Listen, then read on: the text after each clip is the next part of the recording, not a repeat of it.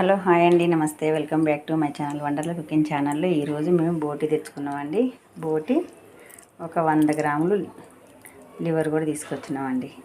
ఇట్లా బోటిని శుభ్రంగా ఇట్లా కడుక్కోవాలండి. చూడండి, ఇట్లా కడుక్కోవాలి.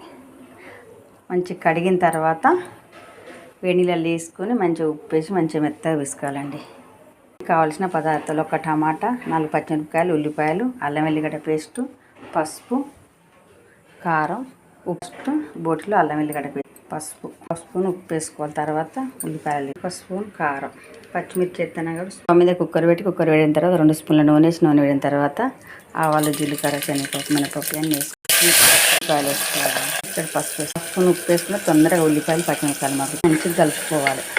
మంచిగా ఎర్ర గోధుమ కలర్ వచ్చేదాకా మాకు స్పూన్ నూనె వేసుకొని మంచిగా కలుపుకోవాలి. మంచిగా కలిపి పెట్టుకోవాలండి. ఉల్లిపాయలు మగ్గిన తర్వాత టమాటా కొంచెం